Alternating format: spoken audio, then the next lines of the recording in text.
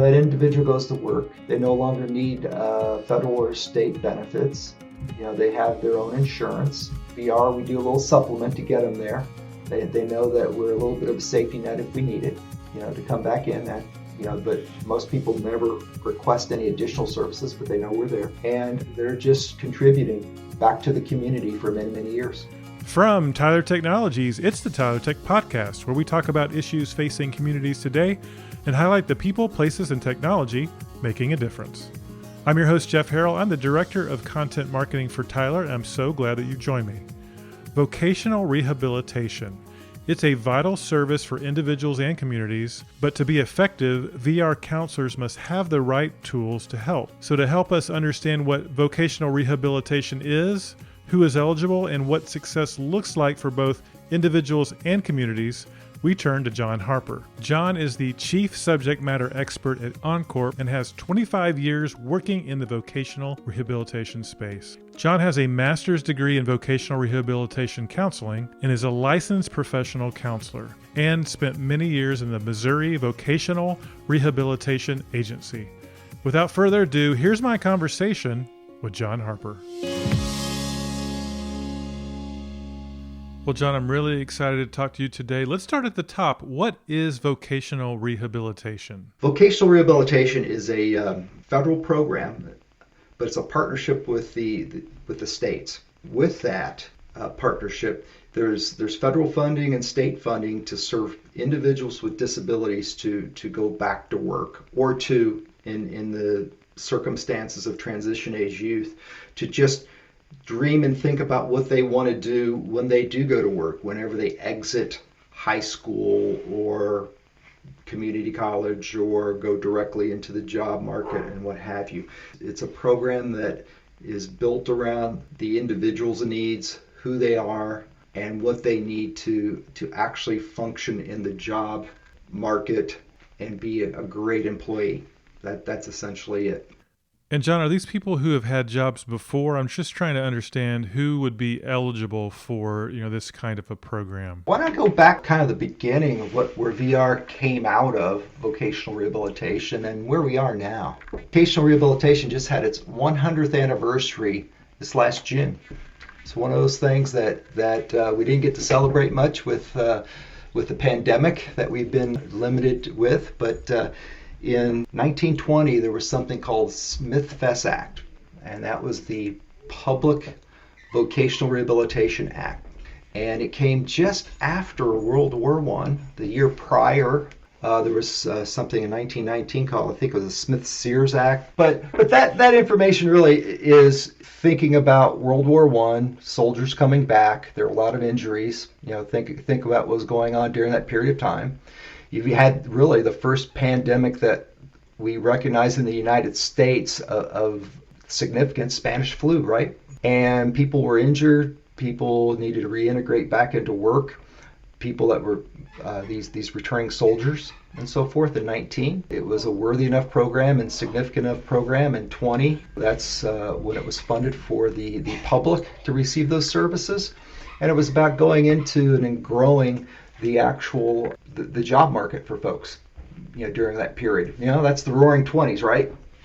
The country was growing, and a lot of things were going on with that. And technology, I think about the technology during the time. Medicine was starting to make some impact on people's lives, where they could be, I'll use a term now that we use now, living in the community. That's what the program did. Put people into trades, you name it, VR did it. Even at the time, did a lot of physical restoration during that period. Again, think of the war. You think it was going on then. Physical injuries, mechanical stuff, have you lose a limb perhaps in a work accident. There was no workers' compensation back then, but what you had to do is earn a living. So prosthetic devices were provided.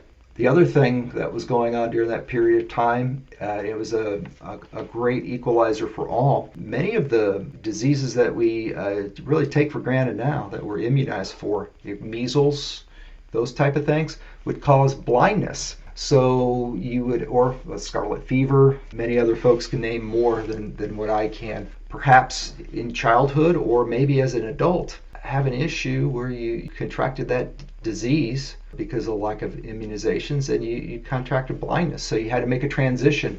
How do you support those individuals? And there's just a lot of work that was done reading Braille and being able to ambulate around the community. That was part of the vocational rehabilitation program in that era. And John, fast forward us to today. Who would be the kind of clients that would be eligible for such programs? Sure. Well, just fast forward, we're going to hit the little speed bump. World War II. People were going to war, and they needed to put hands in the factories. So Voc Rehab stepped up to the table and helped people with disabilities go in and help Rosie the Riveter do all of their work in the factories. I mean, that was a big deal. But I practiced with things like traumatic brain injury, helping people that had received those injuries, been in a coma, rehabilitated, helping them move back into the community.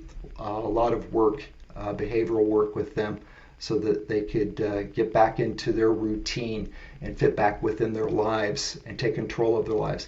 Did a lot of work with the other hidden disabilities, severe and persistent mental illness, helping people with that lived experience make transitions and deciding that work is the best thing for them to do. That helps them with their mental health. They still might need the benefit of maintaining their medication and keep that balance, but equally so the balance of meaningful work, that dignity and respect. You and I, just on this conversation we're having, this is our work, being engaged in the things that we're doing, feeling good about that. What did we complete at the end of the day? The addictions, worked very heavily in addictions, looking at working across the crack and meth and opioids over these years, and seeing where medication-assisted treatment fits into that person living in the community, working in the community, in their own recovery. Probably one of the most important things that I learned from one of my people I served. Recovery is work, but work is recovery. They just simply defined what they had to do in their lives, and they're just synonymous with each other moving forward. So Voc Rehab does that. Very flexible program, very dynamic program, working in federal government, state government rules. I mean, it's not an open checkbook by any stretch. We're responsible to the taxpayer, the dollars, how it's spent, why it's spent, so with a plan for that individual, the plan that they make, that we help them craft and move forward. You might hear us say individual plan for employment, the IPE, and it's just an important document. The document's been around for 100 years. Having a plan, making that plan, developing it, and then working the plan so you can be successful. That's what the Voc Rehab world's all about. And John, I'm interested in knowing this plan that you're talking about. Who on the government side is working this plan, developing this plan, and working with the clients? That's a great question, because it's a question that I'm very, very proud of having been a part of. The funding for this, because it's very career focused, kind of some people say, well, that feels kind of odd, but the funding for VR, the Vocational Rehabilitation Program, or the state federal Vocational Rehabilitation Program, comes through the U.S. Department of Education. So it funnels down to U.S. Department of Education, Office of Special Education and Rehabilitation Services, to an organization called the Rehabilitation Services Administration. Very small organization that disperses these funds out and policies and processes under something that's called the Rehabilitation Act, that has been around for a very, very long time in its various iterations, and sending grant dollars directly to state government to form vocational rehabilitation units, okay, or VR agencies. We'll use that acronym. And within that agency, and this is the thing where I get quite proud, the critical person that's actually named in the Rehabilitation Act as amended is the Vocational Rehabilitation Counselor. It's the only practicing helper in the federal legislation that I know of in the country. So it's a very special niche, that niche of the helping field, the ability to communicate and hopefully listen and hear that person, but also the overlays of the various medical aspects of disability And the equally important, the understanding of career pathways, they're called now.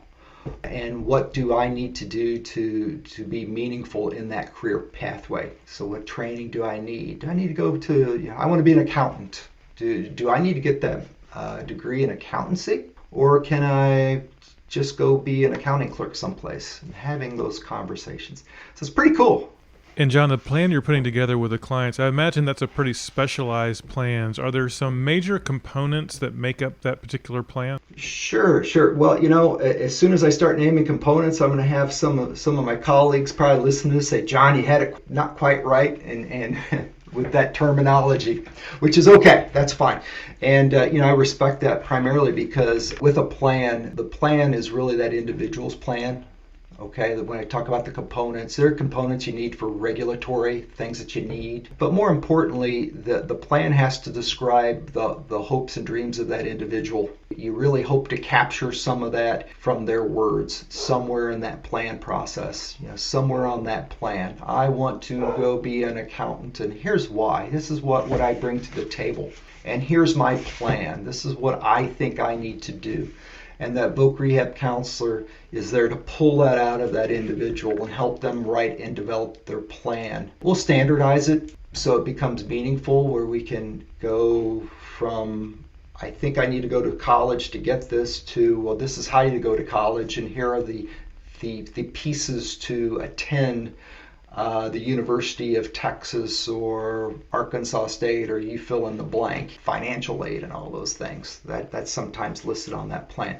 So it's that journey. What do you need to go from here? Who I am is my dream, to execute that with the plan. And then I was always hopefully forward thinking in my conversations with the people I serve. Where do they see themselves in the job market? Where do they want to work? And it might be just that initial job, but it also might be that career pathway to the future. Where do you see yourself? And then I think about the overlay. What about the disability, Jeff? See these individuals might have a physical disability, and they're in their late 20s and things are fine. But what happens when that's progressing? When that disability progresses a little bit, where there are factors that impact that individual or potentially anticipate that impacts the individual? Will there be technology to mitigate that so they can stay in that same job? Or do they need to move along in that career path where they're moving maybe more into a supervisory role or growing within that job? So maybe their responsibilities, the impact of those physical abilities, they're mitigated over time. Can I get out the crystal ball with you and help you plan that? And give you some different off-ramps to different areas. It's kind of fun. I'll be back with my conversation with John Harper in just a moment. Did you know that Tyler Technologies has a vocational rehabilitation solution? It manages all aspects of VR services administration. The Tyler solution automates paper-based processes and streamlines every task, giving counselors and other VR staff the freedom to focus on ensuring each client receives the guidance and services needed to achieve their vocational goals. For more information, go to tylertech.com. Now, back to my conversation with John Harper. And I imagine that the journey that you have with some of these clients could last several years. Yes, it can. I've had the privilege of living in the community that I practice as a counselor for 30 years now. And this is one of my favorite stories. About 3-4 years ago, I'm coming in off a trip, gassing up my car, and there's this guy across the large gas station. He starts waving at me, and he's a big guy. I'm like, oh no, what did I do? It waves me over, and I'm going to have, okay, I'm brave. I gave him the minute sign. I pulled away from the pump, and he pulled over, and he called me by name, and I called him by name. It came out, bam. Knew exactly who he was. He warned me first. He said, I'm going to give you a hug. He shared with me how he said something to the extent that how I saved his life. And he told me his journey since I'd last worked with him as a VR counselor. Pretty cool. Yeah, John, that's really cool. And you've got these clients that need services, and then the government has services that they can provide. How do you bridge the gap? How do you bring those two sides together? How does that process work? Well, I tell you, Voc Rehab's one of those things that I think is a special job that I know a lot of people envy, and most Voc Rehab agencies encourage us. And this was actually written into the Rehab Act and regulation. The expectation is that the VR counselors go to where the clients are. We go to the counties, the small towns, the communities, wherever they're at, seeking out people with disabilities to assist them, and trying to do it in a very very comfortable way, asking them if they need help. So you get folks that you might be go to a meeting in a small community, or go down to where those folks are drinking coffee and sitting on the town square kind of thing. That's the stuff I was pretty comfortable doing. And engage and have that conversation, talk with the clinics, go to the substance use treatment programs. That's what I would do, have office hours, community behavioral health programs. There's something called FQHCs, Federally Qualified Health Centers, that we would also affiliate with, and I had that opportunity as well. And those are the health clinics that are sliding scale, or very low cost for people with very modest means. Just so many different ways. The big deal now, though, Jeff, is schools. And vocational rehabilitation has always had a role of working with schools, but the reauthorization of the Rehabilitation Act, it was 2014. There was an alignment with Congress where they started to align the job programs, and vocational rehabilitation is located in a partnership under WIOA with the U.S. Department of Labor programs, adult education, where you go get the assistance so that you can get your equivalency degree, high school, GED or high set equivalencies, so that you can jump into maybe community college or meet that qualification for those jobs, higher education, and so forth. So those are the partners. But VR, we had a really special mandate. Our mandate was actually to go into the schools, Department of Education. That's where our funding comes from. And the idea is, and it's bearing out now with the research that's shown, that those early interventions in school, that transition, start catching those kids at the youngest age you can under the law, which is 14, under WIOA, and start talking about, what do you want to do? Well, let's map out that course with you. Let's help the teacher understand what that young person might need with their family under the IEP, Individualized Education Plan, which is another federal mandate. How do you fit that together? How do you become a part of all of that? So that at the end, when the young person completes high school, they've got some skills that they've built, some of those credentials that they're qualified. They've had some experience to go get them, for heaven's sake, how do you answer a phone, at a business? You give them some job experience doing that, so they can start making choices to jump maybe right into employment, or they've carefully crafted their understanding of the world of work, and what do they want to do, and how quickly can they go into the education and training programs to go to school. And then that's where VR picks up. Under a VR program, there's some limitations. Most of the VR agencies have some means tests.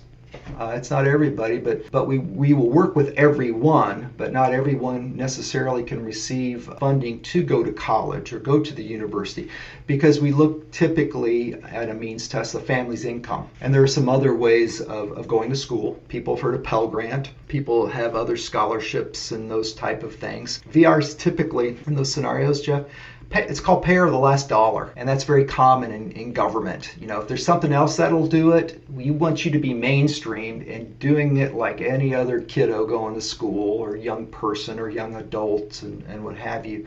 And then we'll come in and do the wraparound behind. What are the additional pieces that you need? An example of that would be somebody with a physical impairment attending the university. Back when you could attend university physically, pre-pandemic, in person, right? And you often, you textbooks, of course I'm around where textbooks were all paper, but obviously, technology has driven some of that, but you still need to go into the classroom. You still need to sometimes take notes, or you need to manipulate things. So the VR agency might provide some personal care attendant to help manipulate and help the person get from point A to point B in their day-to-day activity to attend school. That would be a realistic thing. Besides helping them maybe with some tuition or helping them with the additional needs to while they attend school, you need to have a caregiver to help you prepare for bed at night yourself. Besides manipulating the books and things while you do study. So that's the type of planning that we do that, sometimes it gets overlooked. You sometimes don't know you need it until you get there, and maybe we can mitigate some of that and anticipate that with the individual. And I know the counselor role is such a critical role. John, what are some of the things that get in the way of counselors being able to help the people that they really want to help? First of all, there's so much need. I think that's common across human services, but there's so much need there. So it's that age-old thing that we will all talk about in human services or medical services. It's about documentation. Oh my goodness, I need to document this stuff. And a very wise supervisor, administrator with me said, that's the price of having the money that we have, though. We have to do that. So what's that balance? Having enough experience to be able to communicate in a very distinct and compressed way that everyone knows what you're talking about, without being too jargony, too clinical. And the systems that you need to wrap around that person, maybe a VR counselor leveraging technology to do some of that work. We're not too proud. We understand if we can borrow some techniques and some technology, maybe from the people we serve, persons with disabilities, maybe do some dictation, speech to text, help me do a case note. Just a lot of work, man. John, and as a counselor, what are some of the things that you needed that would help you become more successful in the role and to be able to help the clients that you wanted to help? One of the more challenging things for all of us is to learn how to sit back and listen and hear what a person's saying. You listen to them, but did you really hear what they were saying? So with that comes personal life experience. Can you relate to them first? I grew up in some rural area, so maybe it was a little easier for me to relate and understand what somebody from a rural area is experiencing with a disability as opposed to an urban area. Okay. Yeah, I always regret. There are times when I look back at my career, I was listening and I didn't hear, and you always hope to have a do-over, to circle back with that person. And I always did my best to do that, and always be honest and open with them, be very transparent so that we could always try to do the right thing, quite simply. It's not making it about people feel happy. They'll be happy. It's more about them feeling that they have control and success, and they're doing it with whatever we're doing, this essence of are we in our relationship sharing what we need with dignity and respect mutually. And John, I know for vocational rehabilitation counselors to be effective, they need funding, they need technology and flexibility. What does success look like if they have all these things for both the individuals and for the communities? So, the individual, that individual, I think in a perfect world, the individual being served, people go to work and people wouldn't be the wiser.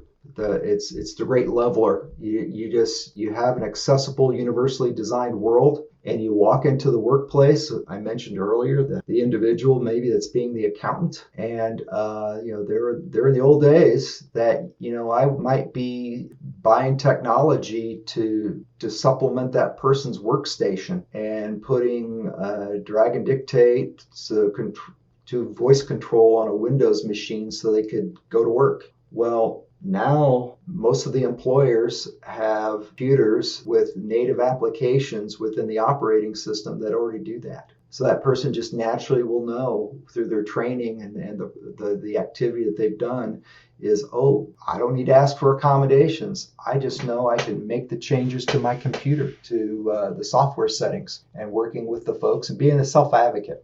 Okay, that's what that success is, without feeling like you're stepping out of place too. That's always somewhat awkward. I think we've all maybe have experienced something like that. How to ask my boss for something. I don't want to call myself out. Don't want to look like I'm asking for something special or what have you.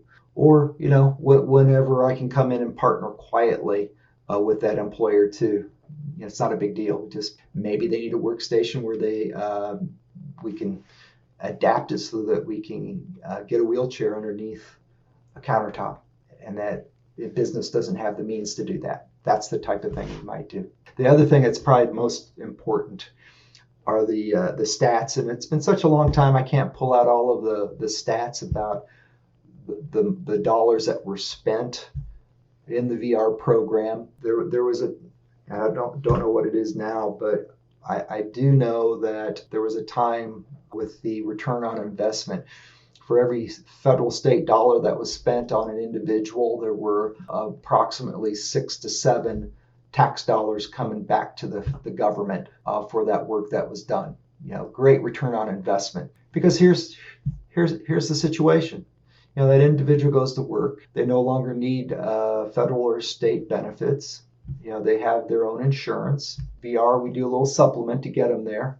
They know that we're a little bit of a safety net if we need it, to come back in. And, but most people never request any additional services, but they know we're there. And they're just contributing back to the community for many, many years, living their lives. It's a really, really cool program. John, this has been great. I know people have probably learned quite a bit. If someone wanted to reach out to you, what's the best way for them to reach you? The best way to do it is go ahead and drop me an email, if that would be helpful. My email is John, John.Harper, Harper, at Encorpe.com. That's Encorpe.com. John, this has been super helpful. Appreciate you very much. Thanks for all the expertise you brought to the table today, and just enjoyed talking to you. Jeff, thank you very much for the time. I really do appreciate it. Well, vocational rehabilitation counselors are doing such great work, so thanks to John for helping us better understand what VR is, how it's making a positive impact for both individuals and communities. Well, this is Jeff Harrell for Tyler Technologies. I'm so glad that you joined me. We've got lots of great episodes planned for the Tyler Tech Podcast. A new episode drops every other Monday, so please join me, and we'll talk again soon.